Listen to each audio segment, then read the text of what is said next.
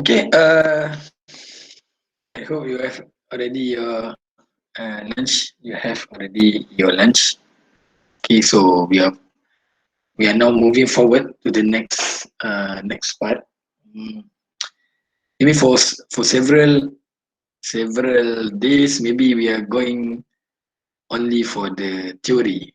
Then after that, maybe after certain time, then we go back to the calculation. Okay, so kita akan teori dulu lah beberapa hari lepas ni.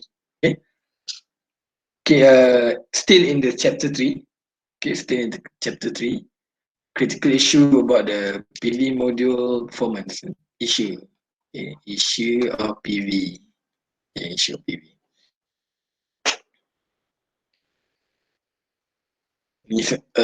Maybe it's kind of boring daripada baca dan cakap saja. Okay, we call that hotspot. Okay, this is not the Wi-Fi hotspot. Okay, apparently. So this is we call that the hotspot of the PV module. Okay. So consider the scenario where one or several cells, okay, one or several cells in one. This one is one module. So the small square one we call that as cell. So means that one or more cells in the modular string or module get shaded. Okay, shaded and or faulty means that in this picture looks like this kind of cell have some maybe shaded.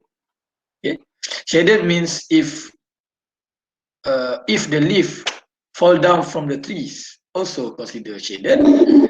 If your neighbor clothes falling down from a balcony, also called as shaded. Also, it will form the shaded one. If also your module are blocked by the building or trees, also we call that a shadow. Okay. So it happens when in the module, the spot of in the module, the spot of module, okay, the spot in the modules are shaded. Okay. So as a result, the current from the whole module or string will be reduced. This is the final result. Final result means that the I will reduce. Okay, the I will reduce when there's a shadow or the shaded occur or the hotspot occur on your module. These kind of things that we need to neglect it. We try to prevent it. At certain cases, you cannot avoid it. Okay, at certain cases. Because usually you put the solar module on top of your rooftop, right? So you cannot see clearly if you have a lot of modules on your roof, okay, on your rooftop. So it's very difficult for you to check one by one whether your module is totally clean. Of course, there's some if you go for some short course of the PV module installation related programs. So maybe they will touch about the maintenance. So the maintenance includes the cleaning of the PV modules. It sounds silly. It sounds very lakar lah, benda-benda simple nak cerita. Tapi that cleaning actually helps to keep the modules perform. Okay. Okay. So sini dia punya konsekuen dia adalah current from the whole module will reduce. Current akan reduce. So current reduce ni lah sebenarnya akan effect kepada kita punya, if we use the battery, then the battery will lambat to be fully charged. Okay, that's the thing. Worse still, the rest of the current in the module, or string will force current through the damaged cell, raising its temperature to further damage. So this is the one of the common symptom, common symptom of the hotspot. Okay, bukan symptom COVID, symptom of the hotspot is raising its temperature. Means that this cell, ini dia temperature akan naik lah. Okay, temperature naik. How we know that the temperature is naik? And of course lah, we use the infrared thermometer yang guna dekat sebelum nak masuk dekat nasi goreng mama ke McD tu kan, yang tembak yang tangan tu kan, tembak tangan kan. So sekarang dah banyak sangat jual dulu, terlalu murah. Everything maybe 15 ringgit, 20 ringgit, you get good things. There's no different with the Fluke brand, for example. Because the concept is still the same. Infrared thermometer. So that infrared thermometer, you just shot it under the, shoot the infrared under the solar module also can. It doesn't mean that you still need to, tahu tak? Maksudnya ambil yang temperature yang tembak kat kepala tu kau tembak dekat modul. Tidak semestinya tembak atas modul. Kalau tembak atas modul tu mungkin nak kena panjat dan sebagainya kan, tinggi pula. Tapi boleh juga tembak daripada bawah. Kelakar pula. Kalau atas rooftop susah lah. Tapi maksudnya daripada bawah pun boleh juga. Kita bertembak temperature daripada bawah. So maybe certain cases nanti ada part yang sel di mana temperature dulu tak sepatutnya uniform. That some cases dia ada part yang tiba-tiba naik. Okay, part yang temperature naik lah. Yang ni tadi sebut tadi tu. Ini adalah sebabkan oleh hotspot tadi. So, bila hotspot ni datang, dia hadir dalam hidup awak.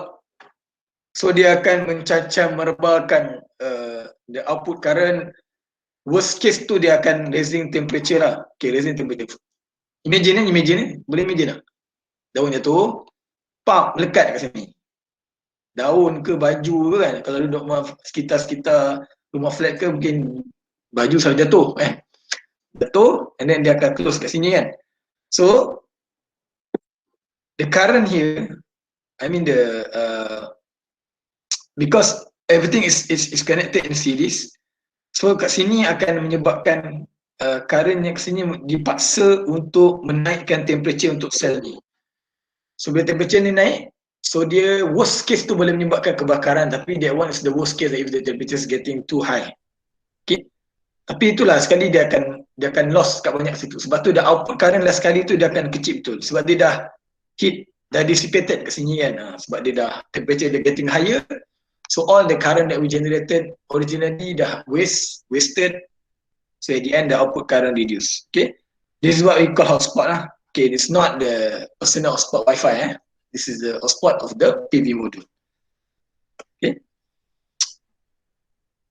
Like I mentioned just now, so because the cells in the module are connected in series. Okay.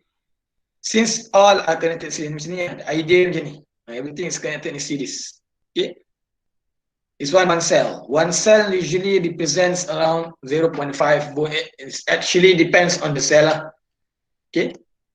Let's say each cell costs you around 0.5 volt. So connected series and a cell in damage ni boleh crack juga boleh selain pada other than shaded by the clothes or the leaf, falling leaf or anything, it also can cause by the crack. Crack also can create the hotspot. Okay, that's why there's some. I think the Dr. Shawan maybe is doing study about the hotspot detection using the aerial tomography. Using the drone, then dia buat imaging. The imaging temperature tu kan sebab nak trace hotspot dekat hotspot on the solar modules at a solar farm scale. Sebab tu dia pakai drone. Okay. So hanya untuk study pasal hotspot tu. Sebab kalau ada hotspot berlaku, let's say you imagine ada solar farm. Faham tak aku cakap ni? Dengar lah So solar farm ni banyak modul kan. If output dekat inverter tiba-tiba drop padahal cuaca cerah. So there must be hotspot somewhere. How can you trace hotspot? Macam mana nak tahu? Dekat mana yang berlaku hotspot tu? Sebab itulah ada study yang dia pakai kamera, drone daripada atas. Ambil daripada atas. So dia akan nampak, dia akan buat imaging, thermal imaging. So nanti akan, bila yang temperature naik tu akan tinggi lah. Dia akan nampak colour yang berbeza. So dia akan trace untuk tukar modul ni, for example. So that's the thing. Okay. Then the current, okay, when connected, shaded, then the current from the whole module is reduced. If the same module form part of an array, then the current from the array will be reduced as well. Ini dia reverse, dia boleh jadi reverse current. Padahal mungkin current flow dia macam ni. Tapi sebabkan oleh shaded dia menyebabkan the coverage cell yang absorb energy tu dah makin kecil. So bila makin kecil dia punya voltage pun sikit. Voltage yang produce voltage untuk also reduce and in the same time so current also will reduce. So ni akan rendah. dan dia akan menyebabkan dia ada yang reverse kan. Jadi reverse, lepas tu at the end the whole current tu yang asalnya mungkin ni dapat 5 amps, tapi sebab ni di shaded habis dia jadi 1 amp, maka the whole current tu tak pasal-pasal jadi 1 amp. Okay, the whole module. So when the module is connected in series macam ni lah. Maksudnya mendalam ni 1 amp, yang ni 5 amps kalau ikutkan original, tapi sebabkan 1 amps dia menyebabkan semua sekali output dia lah sekali akan jadi 1 amp juga sebab is connected in series. So ni punca segala-galanya. Yang puncanya mungkin hanya disebabkan oleh sehelai daun yang gugur dari pokok. Tapi ia menyebabkan the whole string to reduce current dia, dan dia akan menjejaskan affect the outputs of the generated current yang kita harvest tadi tu, yang masuk ke inverter tu dia akan drop lah, dan menyebabkan the effect kepada kita punya charging of battery and so on. Okay, so kita panggil hotspot. Okay, mungkin saya punya explanation tak berapa detail, you can google hotspot ni, hotspot, PV hotspot ke, PV mode hotspot ke, photovoltaic system hotspot ke, mungkin you lebih tahu, lebih faham, lebih detail kot. Okay, saya ke at least faham ni kira.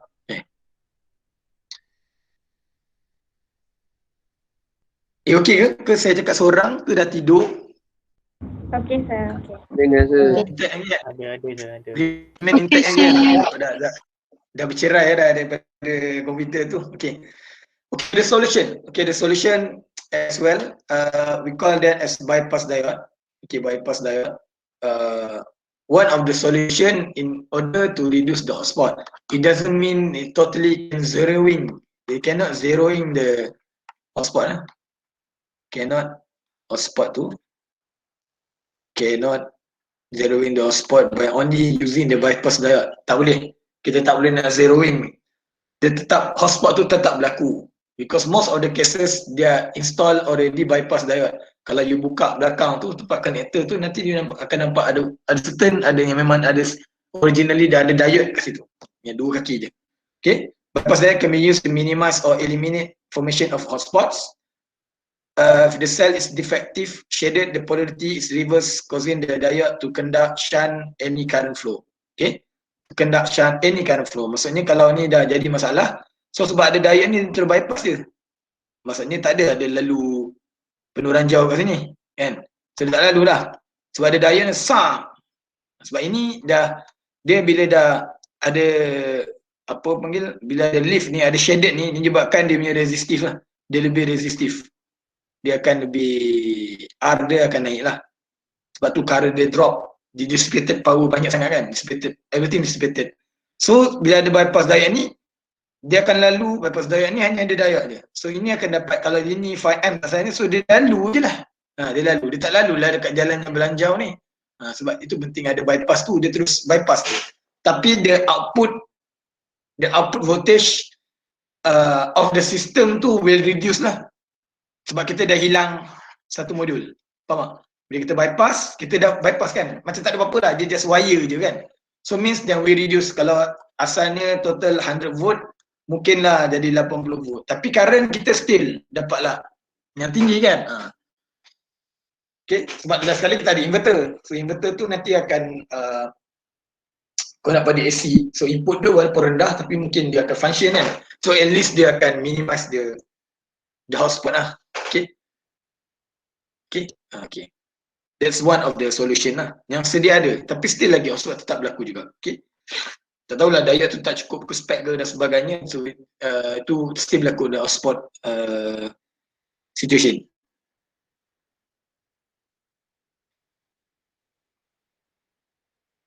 So this one macam ni lah konsep dia.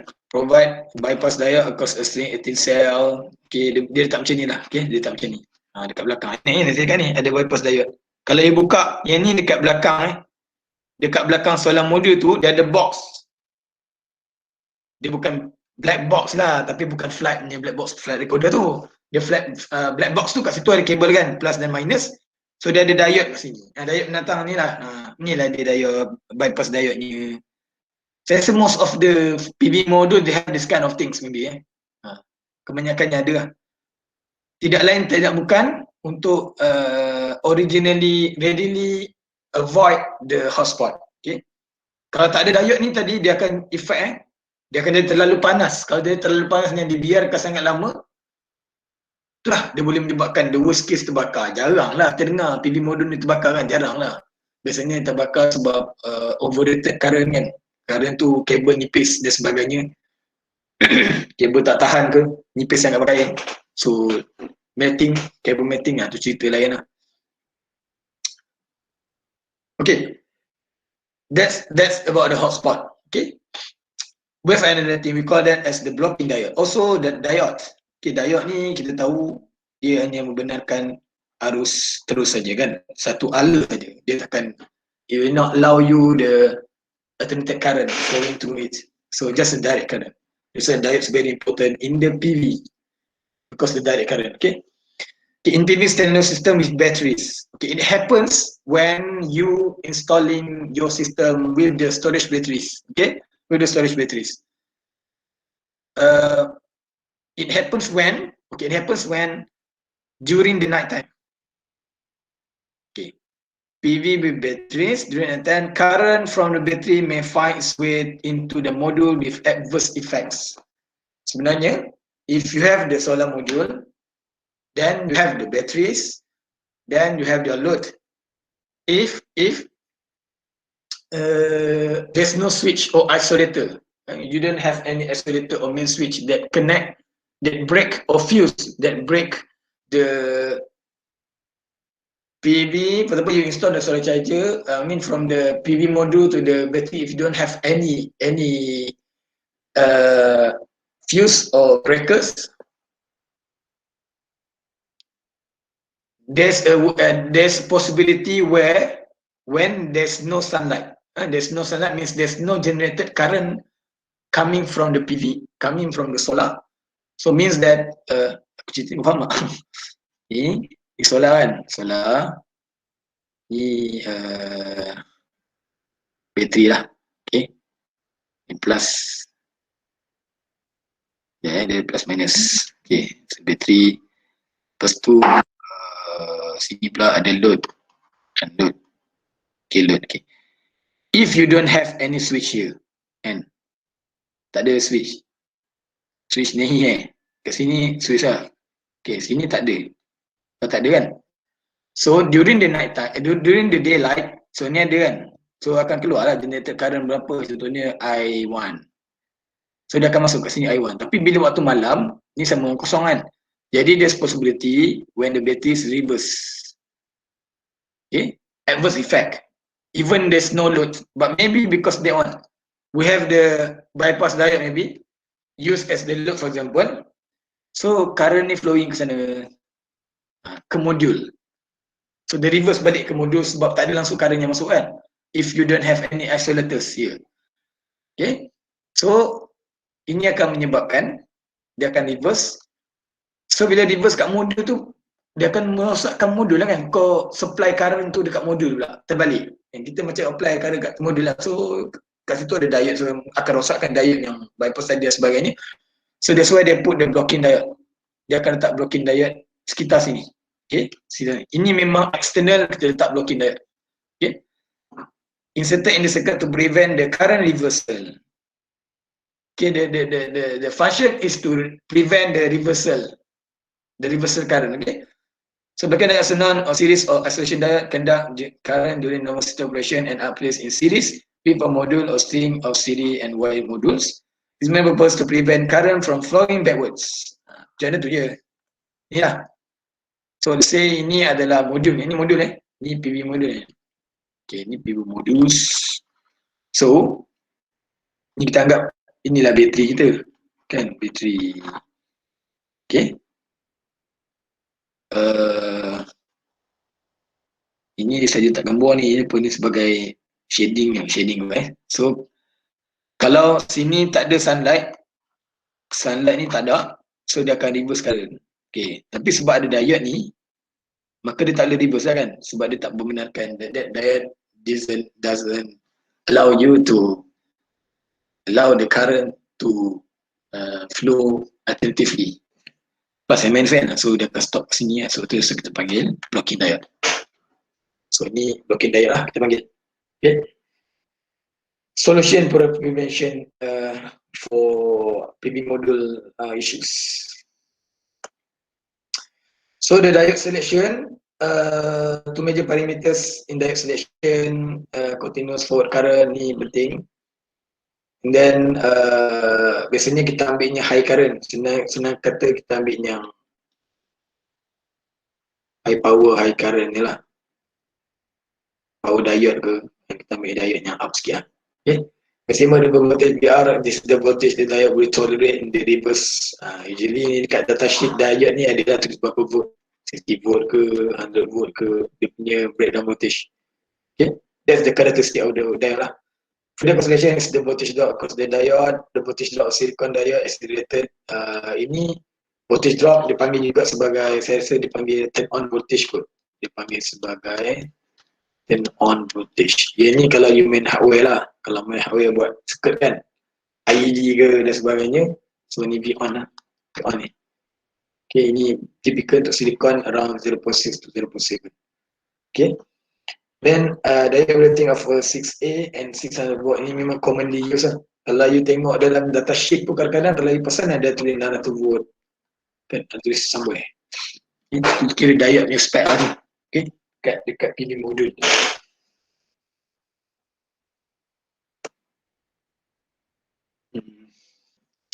Okay. Soalan sikit lah. For module reality, solar module in operation is exposed to extreme and harsh conditions, especially the weather. They must be able to withstand.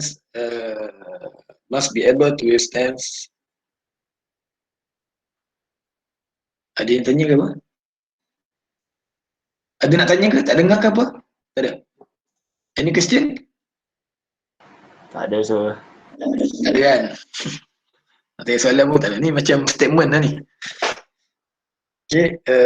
Then I must be able to withstand the weather. Okay. Module reality tu weather variation is also not same with the cable DC inside the house or for the battery.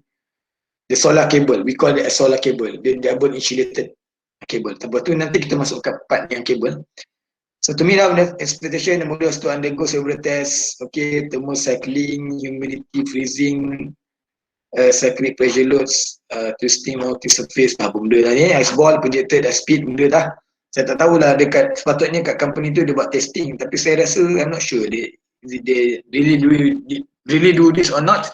We believe that they are doing already lah before they manufacture, before they produce before they sell the solar modules to us. Okay, ni dekat company dah kilang punya kerja, buat kerja kita. Okay. And then, condition PV module are often constructed with the aluminium frame. Yang ni standard typical lah, pakai aluminium frame and tempered glass lah. Of course lah tempered glass, dia bukan glass biasa, bukan glass cermin, dia tempered glass. Dia punya glass atas tu kan. Over its active surface. And then they have the cells cover in encapsulant of ethylene vinyl acetate EVA. We find or more protective layer blah blah blah. So the PV module life more than 25 years. Ni kalau you nak tengok sangat, you tengok PV punya cross section. PV cross section. You Google ya, Google cross section, nanti dia akan tunjuk lah. So saya dulu ada buat pasal simulation. So kita try simulate PV module punya layer. So dia ada banyak lah. Dia ada tempered glass, dia ada glass atas ni. Lepas tu dia ada N, dia ada P dia. Lepas tu apa dah lagi? Dia ada encapsulant. Itulah tu layer. That is layer. The solar module you see from here, that you see in front of you is not only one layer. It's not only glass. Before they goes to the silicon directly, they have a lot. There's several layers. Dia ada encapsulant, dia ada tempered glass, dia ada coating tahap apa tak, EVA semua ni kan. Itulah. Dia ada layer-layer dia. Dia bukan gelas semata-mata.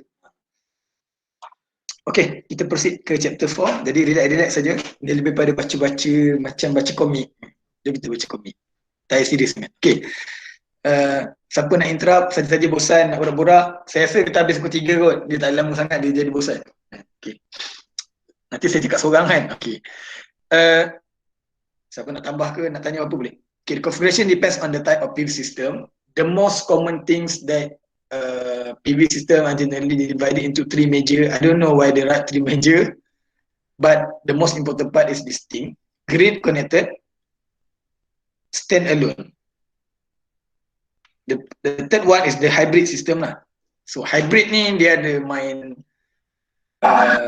tahu kita pergi kat grid connected. So grid connected ni yang grid tied ataupun on grid. Okay, grid connected, on grid. So itu adalah memang benda yang sama lah. Okay, on grid, grid connected, grid tied. Interface to an electricity grid. So maksudnya kalau dekat Semenanjung ni TNB lah. Dia ada main dengan TNB. Ini apa dia? Apa dia ni? Yang grid connected ni apa kena-mengena ni? Solar farm tu. Okay, satu solar farm. Paling common lah. Solar farm tu sebab dia ada berlaku jual beli. Okay, jual beli. Okay, jual beli tu dululah ada lagi FIT untuk rakyat marhain. Okay. Yang kedua dia ada NEM. Okay, net energy metering ni saya rasa masih ada lagi. Net energy metering ni ini pun berlaku juga jual beli. Okay, dia ada kontrak dia. So FIT ni saya cerita yang dulu saya rasa tahun 2015 ke. Masa tu masih lagi tengah hangat orang baru nak guna PV system. So ada beberapa pensyarah yang daripada elektrik. Saya rasa sebut nama boleh ke? Boleh sebut nama. Boleh Kalau kenal lah Muhammad Ikram. So Muhammad Ikram dengan TS Dr. Mat Rizal. So ini adalah golongan, diorang ni adalah golongan, ni bukan menuntut ini kita terselut lah. Golongan-golongan awal yang ada FIT ni. So FIT ni memang relate dengan grid connected tau. So bila grid connected dia relate dengan TNB lah. Bila TNB ni berlaku jual beli lah. Okay. So FIT, so yang ni, diorang ni, dua orang ni kan. Dia duduk dekat, seorang duduk IS, yang Ikram tu duduk IS, yang Dr. Rizal tu duduk dekat Pramu Permai. Bukan kan? So, saya rasa diorang ni both people, brothers ni, saya rasa 6 kilowatt ke, sistem dia 6 kilowatt, kalau tak salah saya lah, sekitar tu. Okay, 6 kilowatt tu. So, dia ada berlaku jual beli dan saya kalau tak salah, saya rasa tak apa kot, ni bukan confidential, ni sebagai ilmu. Level at the time, the TNB buy from them for each 1 kilowatt hour. For each 1 kilowatt hour, I think can goes 0.8 cent to 1 ringgit kot. Kau jangan kira pula ada banyak income berapa kan. So I believe masa tu 2015 kot. So saya rasa dia dah start ROI kot. Saya tak pasti. ROI tu maksudnya all the things that you return of investment all the things that you apply loan ke semua. So it's now return all the investment, return of investment tu. Modal-modal semua dah tolak sebab bulan-bulan TNB bayar berdasarkan berapa generate bulan-bulan. So dah start menikmati keuntungan lah. Keuntungan solid. Okay. So dia dah bukan gross lah, dia dah start nak net mungkin. Lepas ROI tu dia dah ada start nak net lah, net profit lah. Okay, profit daripada ni. Tapi ni memang itulah, dia orang ni untung lah masa tu. Dia golongan awal yang berfikir dalam situ dah. Kita mungkin takut-takut, tapi dia orang dah buat very good decision dan memang tersegar indah lah atas rooftop dia tu. So ini memang jual dengan TNB. Okay, TNB tu sebagai buyer, kita sebagai seller, tengah-tengah SEDA ni lah yang bagi license, okay, bagi license, approval, itulah. SEDA ni orang tengah lah. Dan in order to apply SEDA ni pula, ke apply license kan, sekarang dah tak ada dah, sekarang LSS kot, large scale system kan. Saya tak tahu betul sikit, tapi LSS system yang 50 megawatt yang besar-besar tu kan. Sekarang kan solar modul dah banyak kan, solar farm dah banyak yang 50 megawatt. Tahu kan depan UMP Pekan pun dah ada kan projek baru tengah buat foundation. Saya rasa 50 megawatt juga ke 40 lebih, tak ingat. Lepas tu yang dekat Gambang, tepi LPT Gambang tu kan, dekat situ kan pun ada, itu UiTM ni kan. So itu sekarang ni tengah scale yang besar tu lah. Itu pun dia punya dia punya return pun if I'm not mistaken lah 30 cent something kot. per kilowatt hour. Kalau tak salah saya. Okay, kalau tak salah saya. Awak tahu kan belajar EPS kan? EPS kan saya lupa je. 100 kilowatt hour pertama berapa? 28 sen. Kita beli 22 sen ke? Lepas tu next tarif tu lepas tu 0. Berapa tah? 38. Lepas tu 0.5 berapa?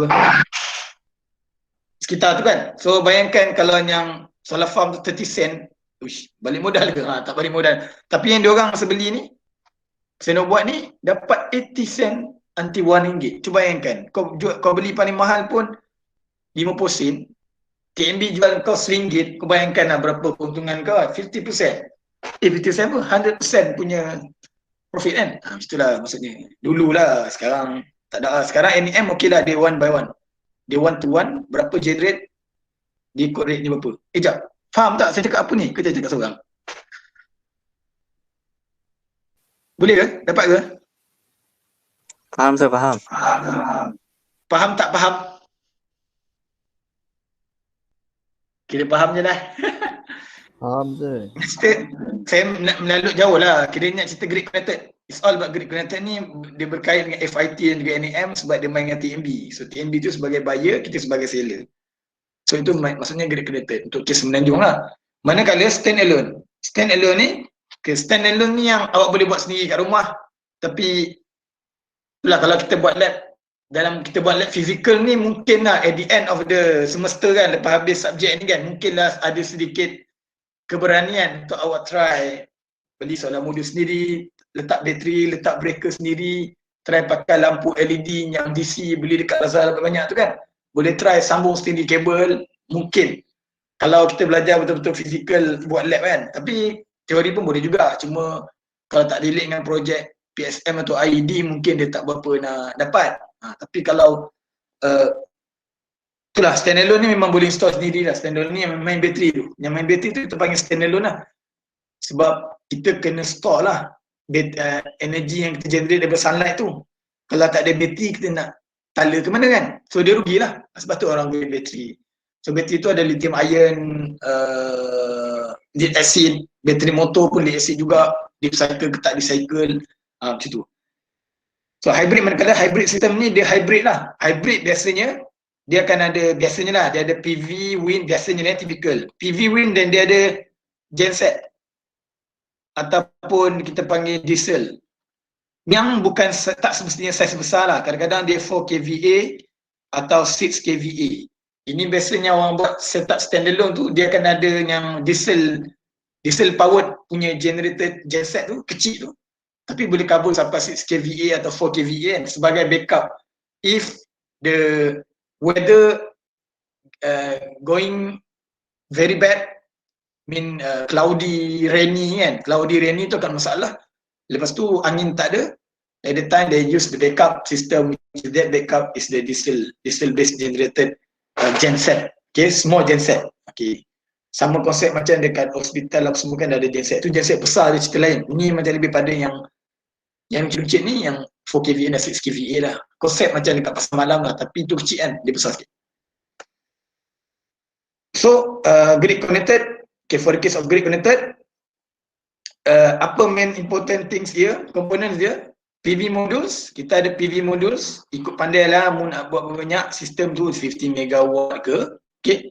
PV module, then what's next? Grid inverter. Okay, grid inverter ni lah yang biasanya expensive dan untuk kita matchkan inverter punya input dengan PV module punya output ni, kita ada satu chapter khas. Okay, itu yang kita akan belajar masa grid connected chapter nanti. Yang itu critical, yang itu kita panggil system integrator, yang itulah sampai orang ada certificate buat kat SEDA tu. Hanya untuk match benda tu. Okay, match dua ni je. Okay, so ni kita panggil grid inverter, dia tak sama macam PV module standalone system, dia lain.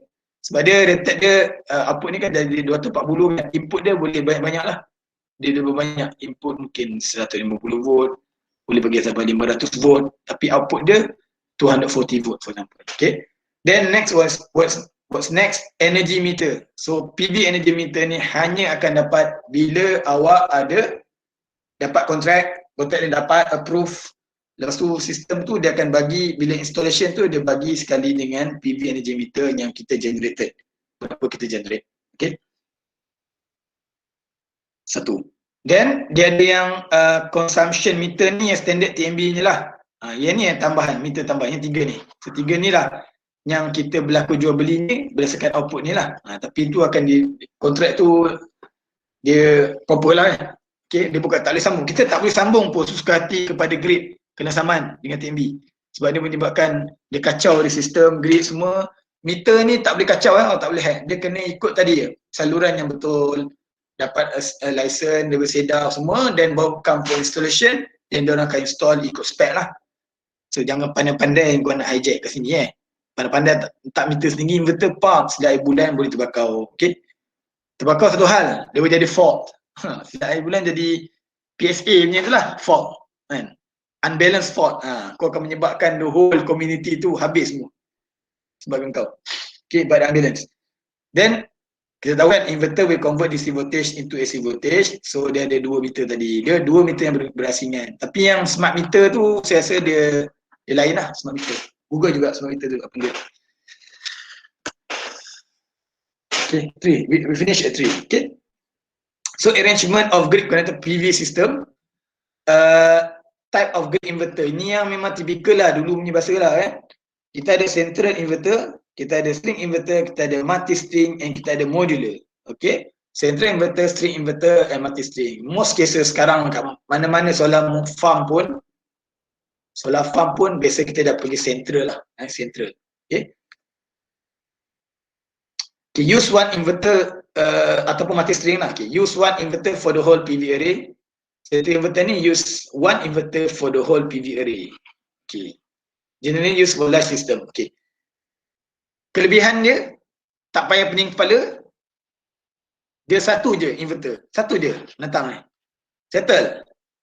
Kelemahan dia, kalau ada fault apa-apa, kalau rosak, kalau ada, ni ada, tadi kan kita belajar hotspot kan. Hotspot berlaku, teruk, current ni macam drop something. Kita nak troubleshoot kan. Kau nak cabut, kau nak buka, kau akan shutdown. Kau shutdown inverter ni. Kan? Terus shutdown. Bila shutdown, semua padam. Apa pun tak ada. Berapa lama dia buat kerja untuk maintenance, seberapa lama itulah kau rugi. Kan, rugilah. Sebab kita patut jual ke TMB. Tapi memerlukan contohnya 8 jam recovery process kan. Dia punya maintenance tu dia perlukan 8 jam. Dia nak tukar kabel lain, tukar modul pula, install lain, buat tengok grounding balik, tukar DB. Contohnya kan 8 jam. 8 jam tu lah kau tak ada income. Tak jual kan. So ini kelemahan central inverter tadi lah. Bagusnya tak payah fikir banyak. Semua dekat sini. Sub, tekan, settle. Boleh monitor senang. Dari segi semangat lah. Okay. The next, string inverter. Okay, connected across on string of PV module. Senang. Daripada term ni sendiri, string inverter. Satu string, 2 string, 3 string yang banyak lain-lain tu kan. Alamak. Kenapa macam sini? Kenapa dia besar? Okay. So, satu string, 2 string. So, string ni ada inverternya sendiri. Kita panggil sebagai string inverter. Okay. Setiap satu tu, so kalau ada problem kat inverter ni, tutup saja ni. Tutup. So yang lain jalan seperti biasa. So nampak string inverter ni macam okey. Okay. And then multi-string inverter. Okay, using only one inverter but as a number of MPPT inputs. Ini nampak lebih relevan. Satu inverter tapi dia ada inputnya banyak. Dia punya input channel dia banyak. Dia maksudnya dia ada channel. So ini lagi okey lah kan. Kita boleh pantau satu inverter saja. Konsep macam central inverter. Tapi dia ada channel yang berlainan. So kita boleh monitor setiap channel, kita boleh shutdown setiap channel. So ni lagi bagus kan. So dia kata inverter still can produce higher power output order the string are facing a different direction. Kenapa saya cakap ni? Sebab dia pakai MPPT. Tak apa, nanti kita akan pergi kepada MPPT dengan PWM. Charge controller, tak apa tu nanti dulu. Okay. Tapi nak cerita sekarang ni, dia setiap satu tu ada channel dan dia ada MPPT function kat situ, which is dia akan try go for the higher. PMP, dia akan cari PMP untuk setiap condition. Walaupun direction dia, kan kita belajar kan, Malaysia contohnya, sebab kita dekat north. kan, NOS. Jadi secara puratanya kita mungkin recommended untuk tiltkan panel kita 8 hingga 15 degree towards the south. Sebab tadilah kita dekat north, reference kita dekat apa nama tu? Equator. Jadi kita facing south lah. So maksudnya kita patut facing south, tapi mungkin disebabkan oleh solar farm contohnya kan, macam dekat Gambang tu dia berbukit bukau. Jadi mungkin ada part tu tak boleh pun nak facing south. Dia akan tersalah sikit. Ataupun dia tak facing south sangat, dia macam tegak ke atas kan. Sebabkan oleh bentuk fizikal, kontur bukit tu, the contour of the hill, force them to install on that because of the structure, everything. So tak boleh buat apa, tak boleh nak facing south, kena cengek sikit. Kalau sedikit lari tu, pakai MPPT ni pun, yang ada MPPT function ni, which is majority inverter have this kind of function. So dia boleh maximizekan output tu juga. Walaupun dia sedikit lari daripada asal yang facing south tadi. Mungkin dia lari 1 darjah kan, contoh, atau lari 10 darjah terus, tukar direction sikit. Dia boleh juga dapat yang okey output dia. Okay. So ini multi-string inverter, dia adalah macam campuran central dan juga string inverter tadilah. Which is dia ada channel dia, dan bila ada channel ni kita boleh monitor satu inverter saja, boleh monitor banyak channel yang kita boleh tengok kalau ada masalah. Okay. Dia akan trigger alarm lah. Okay. Next is modular inverter, which is very rare to see, and I think most other people doesn't use this.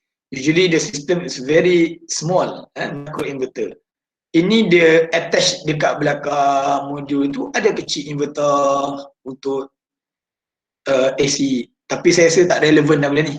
Okay, semua transformerless, designed to be mounted on the back of the PV module, which is for me is not relevant anymore. Saya rasa lah tak relevan dah. Sebab dia tak dapat nak maximize, dia ada limitation kan, dia tengok modul tu pula. Kalau kita beri separate inverter, so we can go for the high spec, high efficient, high power, kita boleh scale up banyak. Tapi bila dia melekat dekat belakang tu, dia akan 50 watt cerita lah. 1 watt itu, which is tak bagus lah. Tak bagus dan tak best. Okay. So ini, tapi tak apalah, ini antara yang ada types dalam inverter untuk kita punya cover chapter ni. Okay. Sikit lagi, tak lama dah. Boleh lagi ke? Boleh lagi Boleh, tak agak tu. Sikit, bosan sikit ni. Okay. PV standalone system. Okay, standalone. PV standalone kita panggil juga sebagai off grid. Okay, off grid. Kadang-kadang dia panggil standalone PV. Okay, dipanggil sebagai SAPV, standalone photovoltaic. Kadang-kadang dia panggil SAPV. Tapi ikut pandai lah. Off grid pun boleh. Tak kisah. Typically used when, kenapa kita guna off grid ni? Okay. Kenapa kena guna PV standalone tu? Contohnya lah, contohnya kita duduk dekat kawasan yang sangat remote areas. Atau kita duduk dekat island. Island tu pula kita yang jumpa masa kita tengah pancing kan. Kita mancing-mancing, kita nampak satu island. Very good position kan. Lepas tu obat pun tak tinggi. Kau rasa, island tu kau orang pertama yang invent kan, jumpa tu kan. So kau nak set up system. Nak panggil TMB, takkan dia nak cross laut kan. Dia tak berbaloi kan. Tak berbaloi untuk benda kecil tu. Last kali kita go for PV standalone system. Off grid, totally off grid. Kita tak main dengan TMB, tak payah nak bayar bill pun. Tapi kita, we need the budget for the installation. Okay, installation itulah yang tinggi dan sebagainya. Tapi for the time being, I think the price of the PV module and battery itself dah reducing. Sebab PV module dah makin murah. Dia dah macam jadi biskut keping, biskut kering je kan, biskut lemak biasa kan. Boleh dijual di mana-mana saja. Order je sekali sampai dah rumah. Tak payah fikir nak pikul kan. Orang dah pikul kan sampai rumah kita. So which is very, cost is very reducing. So sekarang dah possible, sangat possible. Menabung sendiri pun boleh kan. So when there's no electric grid, or the cost for connecting to a grid tu. Macam tadilah nak cross pulau, bapak tak berbaloi tak tahu berapa bilion kena habiskan untuk sekangkang kera punya tanah. Pulau kan. Okay. Ataupun memang tak possible lah, memang dia atas bukit kan, sebab dia suka duduk atas bukit kan. Dia nak pencahayaan agung kat atas tu kan. Very memang dapat best kan. Jadi nak tarik kabel tu memang tak berbaloi. Nak letak crane macam mana nak pakai helikopter ke memang tak berbaloi kan. Jadi kau pasang, kau pikul sendiri solar modul kau. Sekarang solar modul pun tak semestinya aluminium. Contoh saya dah beli beberapa tahun lepas, saya punya monocrystalline. I'm still using the monocrystalline but I have the flexible one. Dia macam cardboard je. Cardboard tu dia patch solar cell atas tu. So sekarang dah mudah. Boleh pikul macam tu je. Macam pikul kertas biasa cardboard macam tu. Okay. Then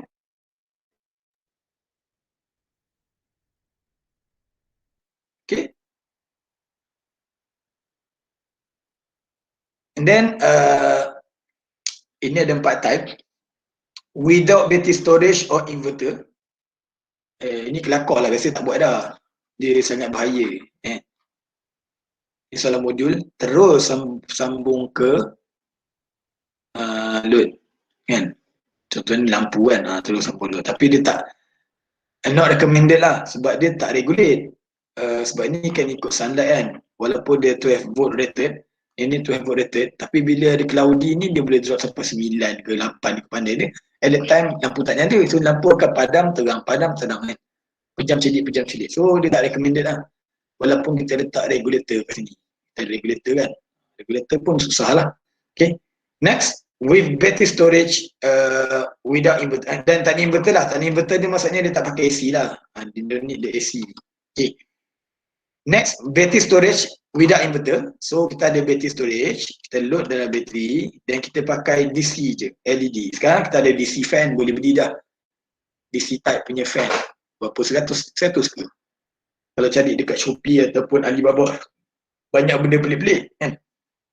And then kita boleh beli DC bulb, LED bulb. Murah gila. LED bulb tu berapa ringgit je? RM8 ke? Boleh dapat 9 watt. Dah terang lah tu. Okay. So ni possible. And then with inverter without battery storage, ini pun nak recommended sebab tadilah bila tak ada bateri ni dia tak stable. Ada matahari terang okey lah, dapatlah inverter tu, input inverter tu dia achieve lah sampai 12. Tapi kalau tiba-tiba hujan memang 3 volt, 5 volt, 6 volt lah, memang tak ada apa lah. Okay? Walaupun ada without battery storage. The best one is the with inverter dan battery storage. So ini dia boleh pakai AC dan dia ada battery storage. So battery storage ni yang boleh store energy lah. Ini ikut awak punya modal based on your budget. Okay. Beli saiz besar ke kan. Nak tahan lama beli saiz besar. Okay. AH yang lebih tinggi. Okay, I think this is the last slide, last page. Okay. So inilah maksud tadi PB standalone system secara kasarnya. Saya confident, saya rasa lah at the end of the semester kan, apa yang dah tahu tu dah tahu. Mungkin selama ni belajar pada YouTube ke atau tengok-tengok orang kan, tapi daripada subjek ni sepatutnya the end of the semester kan, even final exam score ke tak score cerita lain, tapi at least saya harap you dapat ilmu keberanian itu. Standalone jangan try grid connected tu tak boleh, dia kena ada konsultan, dia kena ada kontraktor yang betul. Dan dia kena ada license dan approval, dia ada link dengan TMB, SEDA, kena apply license, dia leceh. Tapi standalone ni at least boleh buat lagi lah, walaupun dia ada PV standalone installation punya certificate, perlu. Tapi saya rasa dia tak kacau TMB grid, dia tak ada isu belakang, kalau tak terbakar lah. Sekadar kau nak buat kat reban rumah kau, belakang rumah, saja nak tambah lampu luar-luar kan, saja nak tengok, dah belajar elektrik kan, nak try juga kan. So at the end, saya harap awak dapatlah, adalah keberanian tu, campur dengan YouTube sikit, beli sikit, mungkin ada keberanian. Ini PV modul, okay, PV modul. Paling busuk lah kalau budak-budak baru nak start, baru nak up kan, ambil lah 100 watt. Aku bukan ajar kau beli ni. Tapi bolehlah fikir-fikirkan Kot-kot boleh guna untuk ID ke ataupun PSM ke, kot-kot lah kan. Lepas tu ni bateri. Bateri ni janganlah ambil bateri kereta, janganlah. Bateri kereta ayah kau janganlah ambil. Sebab bateri kereta tu atau bateri motor, even though dia are 12 volt, okay, 12 volt, tapi dia standard punya type lead acid, standardnya. Kita kalau nak beli, awak beli yang kali hitam, dia color hitam ataupun kadang-kadang hijau. Kalau brand GP, bukan promote GP, contoh. Dia ada brand lain yang bagus. GP, yang ni biasanya dia tulis, kadang-kadang dia tulis deep cycle lah. So kalau nak beli untuk projek, ID ke apa benda kan, ataupun nak try untuk reban sekali, beli yang deep cycle. Okay, deep cycle, ingat tak deep cycle. Dia color hitam atau color hijau ni. Dia bukan bateri motor atau bateri kereta. Okay. So yang ni at least 12 volt ni janganlah ambil, kalau betul-betul nak buat lah, kalau betul-betul serius nak buat, kau janganlah ambil 7Ah tu. 7Ah ni pun motor je, ataupun 5Ah ni cincai sangat. 17Ah pun tak ni, kalau nak gempak sikit 40Ah lah. Okay, 40Ah, gempak sikit lah saiz dia. Saiz 40Ah ni mungkin tak terima sikit lah 100. Okay, and then deep discharge protection ni nanti saya akan ajar lagi, ni panggil charge controller. Awak beli charge controller je. Charge controller, nanti kita akan belajar MPPT charge controller. Sudah ada charge controller tak? Silap, sorry. Ini charge controller. Ada. Ni discharge protection. Tak payah tahu. Tak perlu. Okay, ada ni. Charge controller ni biasa dah built in. Dia dah ada semua kan, protection semua. So charge controller, beli yang MPPT. Okay, MPPT. Ini boleh dapat 30 amps, RM100. Dapat dah, RM100. Lepas tu, then kabel. Kabel ni boleh pakai DC kabel kalau dalam. Kalau ada bajet sikit, beli yang solar kabel lah. Solar kabel ni dia mahal sikit lah. Okay. Yang ni biar dulu lah. Nak inverter ni biar dulu. Ini inverter memang murah pun, RM70 dapat dah. Kan, nak guna AC. Tapi saya tak perlu kot. Ni akan membazir elektrik awak. Tak cukup power. Ni pakai ni, di silot ni ambil LED. LED bulb ni. LED bulb yang murah-murah 9 watt, 12 watt pun dah cukup dah. Yang DC. So kat sini pun at least sekedar boleh samu-samu sendiri, kau boleh try lah sambil PKP ni kan. Kok lah ada projek kan nak buat kan. Boleh lah, tak lah aku sambil stand rumah. Kalau ada modal lah, Saya personally memang ada. Cuma sekarang fikir nak install atas kereta je kan. Tapi install atas kereta saya nak tembuk lubang tak, bocor pula kan. Jadi tak jadi lah.